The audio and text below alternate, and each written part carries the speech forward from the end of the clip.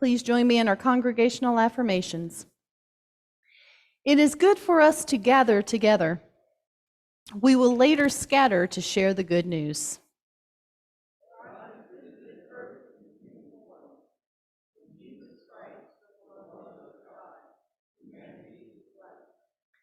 Light from the gospel has been revealed to us. We are becoming lights to the world.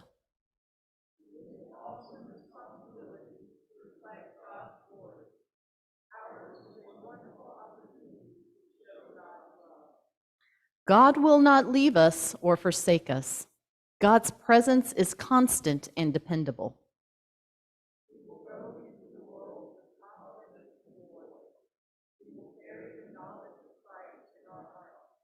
Amen.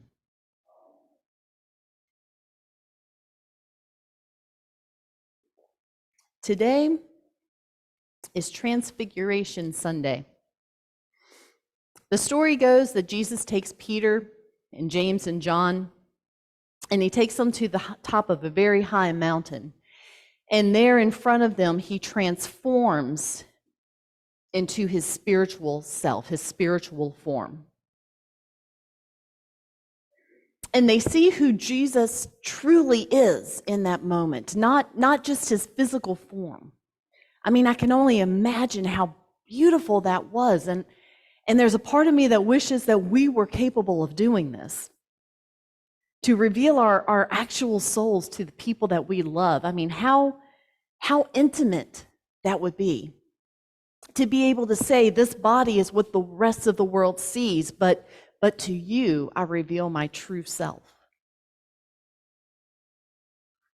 Jesus was able to do this for his companions, and when he did, his clothes appeared to be a shade of white that not even bleach can manage to do. It's a color that we simply don't have here in this world.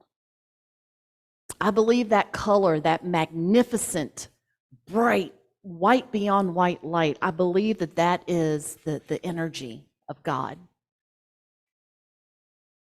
And Jesus was radiating that. And then after that, they see Jesus talking to Moses and Elijah, which is remarkable within itself. But the significance is that I think for them, it connected their rabbi to their Jewish tradition and their Jewish culture. It connected the two, and it tied their rabbi with the past of Israel. And I think it's symbolic because Jesus was a pivotal point in Israel's history, connecting their past with the prophets and the laws to the future of God's community. And then they hear God's voice, something that's never happened before. And it reminds me of the first chapter of Mark. See, at the baptism, and that's where Jesus gets baptized. And at the baptism, a dove descends from the sky, and a voice from heaven says, "You are my son, whom I dearly love."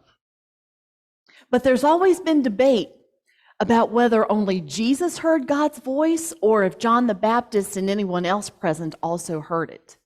The text just isn't that specific, but people love to go at this point of contention because there's really no way to prove it one way or the other, but people just love to throw their ideas around about it. But the truth of it is we simply don't know. We don't know if it was just for Jesus or for everyone there. And even if the voice had been heard by everyone present, Peter and James and John were not there at the baptism, so they would have missed that. All they've known of Jesus in the book of Mark is just his ministry. So for them, this event was beyond monumental. And we see the parallels of the story of the baptism and the text today all through the story. At the baptism, a dove descended, and in the text from today, a cloud descended. And at the baptism, the voice of God came from heaven, and in today's text, the voice comes from the cloud that descends to be near the people. And they hear God speak. And the voice says, "This is my son, whom I dearly love." Again.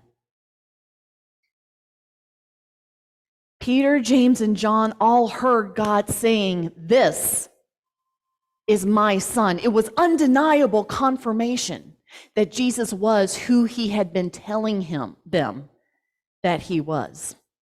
And we know that Peter, James, and John heard this voice because the declaration of God is followed by a commandment. It says, "Listen to him." Listen to him. A commandment straight from God. Listen to him. In other words, listen and believe the words that Jesus speaks. Believe in his ministry and believe in the way he lived his life. Believe to the point where you want to strive to be like him. Listen to him. And I think it's no accident that this story took place on a mountaintop. All through the Bible, encounters with God happen on a mountaintop. It happened with Elijah before the story we heard in 2 Kings this morning. God is present in a gentle breeze that blows when Elijah runs away and hides in a cave on a mountain. That's another sermon. And then take Moses. Moses climbed Mount Sinai to get God's laws for the people of Israel. It took place on the mountain. And it was believed back then, and in a lot of places on earth still today, it's believed that mountains are the places where heaven and earth meet. And what better setting for Jesus' transfiguration? Whether you believe it literally happened or not, and if you don't believe it, we're looking at the story for what we can learn from it. Amen? What better setting for Jesus' transfiguration except where heaven and earth meet? Jesus brings heaven and earth together. Jesus brings God and humanity together. It's all very symbolic. It's a place for epiphanies. And what epiphany should the disciples have had? Because they were petrified. They didn't have an epiphany. They were so petrified that I seriously doubt they had any thought beyond terror. So instead, we'll ask, okay, so what do we take away from this event? God declared that Jesus was their beloved. And so God says that Jesus belonged to them. In other words, the things that Jesus said and the things that Jesus did were done with God's blessing. Jesus was about halfway through his ministry here, and God is saying, "This is my beloved. Listen to him, because everything he's done so far, he's done because I sent him there." And God says to listen to him, to believe in what Jesus said, and to follow his teachings. And of course, that's paraphrasing. All he says is listen to him. But I believe it's also to follow his teachings, to listen and to follow. There's this expression that I heard so much growing up that says that we have to take up our cross and follow Jesus. And if you are triggered by this phrase, you are not alone. It took me a little bit to read into this and it is difficult to remove yourself from a thought pattern that you've always had, that you were taught from a young age. So it took me a little bit to take myself out of that. And I want to talk a little bit about that. To take up our cross simply means to answer our calling. Jesus believed that a part of his calling was going to the cross. He says this several times in the Gospels. And I don't think that it was only to get to the cross as to why he was sent here. But the truth of the matter is that to stand up to the authorities of the time in the way that he did, to say the things that he said and to do the things that he did, and to make so many religious authorities so incredibly angry at him, the cross was the only possible end that there could have been to his life. For him to do his mission, for him to do everything that God sent him to do, he had to put himself in harm's way. The cross was the only end that was even conceivable in this time and place.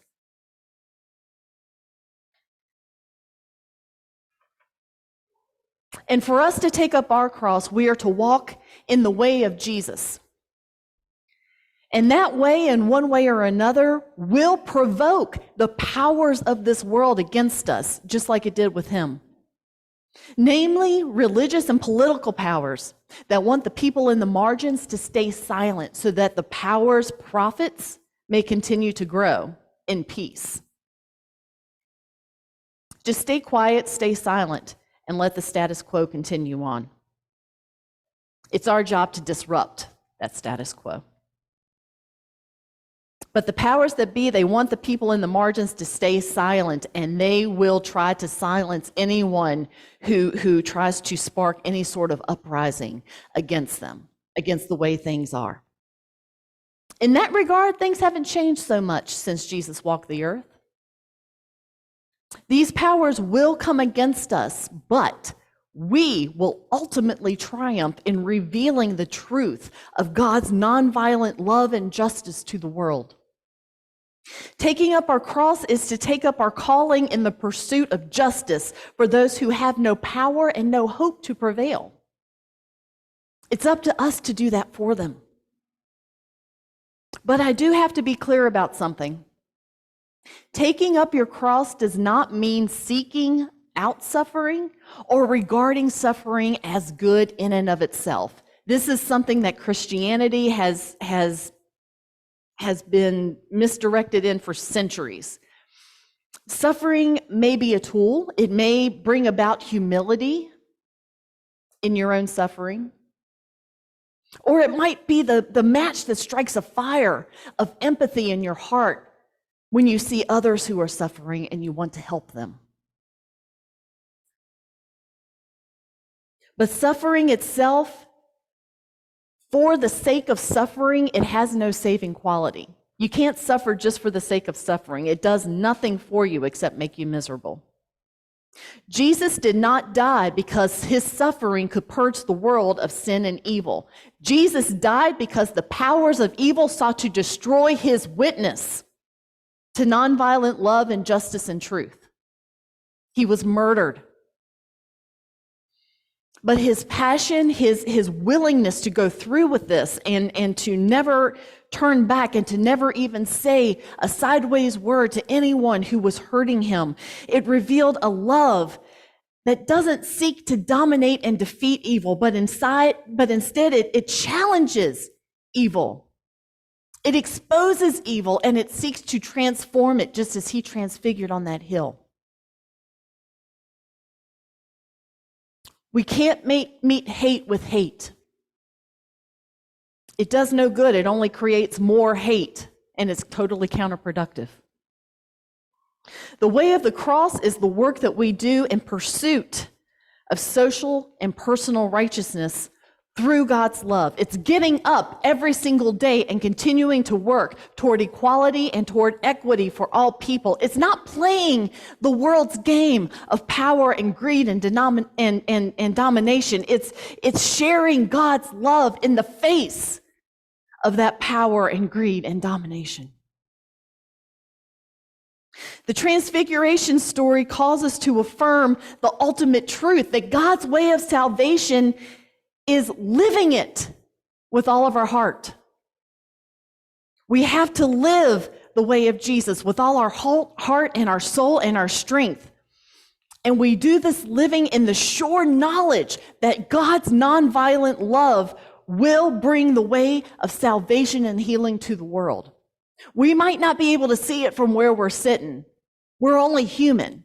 And when we get overwhelmed, we get overwhelmed. But if we have that faith that if we keep on the path, things will get better. That's what that faith is about. When you can't see how it's going to end, when you can't see the end to the work that you're doing and the struggle and the opposition that you're coming up against, that's where faith comes in.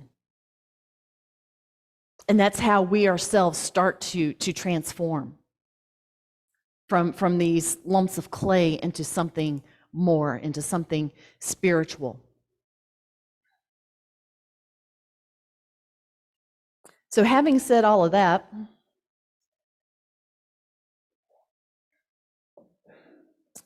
it kind of makes you wonder why Jesus would order the men not to tell anyone about what they had just seen. Something so miraculous and transformative. He ordered them to silence. Why would he do that? Because the knowledge of who and what Jesus was, it's a matter of revelation for each individual person in God's own way and time. It's a gift from God to us. But we're only able to understand what we're capable of understanding in that moment. I mean, look at Peter. Peter wanted to build shrines to Jesus and Moses and Elijah because he didn't understand yet. Jesus was not of this earth, but Peter wanted to give them earthly things. Jesus' mission wasn't about making a big deal of himself or his followers. He wasn't after positions of power or authority for himself or his followers. The point was not about earthly authority and earthly power. The point was to go through and beyond Jesus to God, to transcend the world's power and authority.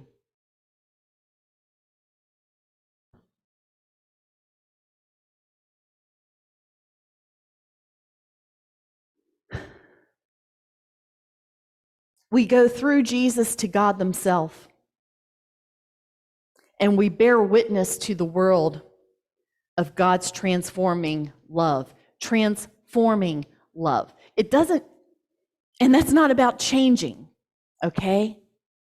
It's not changing like changing, like rearranging furniture, okay? You just change things around, okay? Because whatever you change, you're still you. Transforming is to go above and beyond that.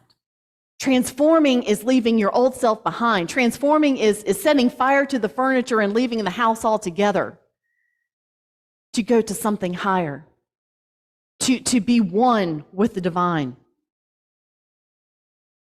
And today, the point of our faith is the same thing. It is to go through Jesus to God themselves so that we can bear witness to the world, so that we can transform and transcend above earthly authority and power,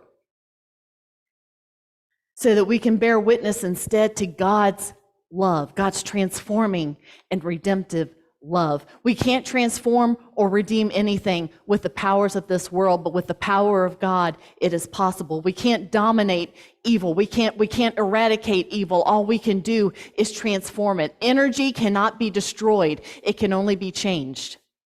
Some of y'all are scientists in here. Energy can be changed, but not destroyed. So God's love, if you meet the same energy with the same energy, hate with hate, greed with greed, you're just going to get more of that. But if you meet the world's powers with the power of God's love, you will transform it. And that is the way to salvation. Amen.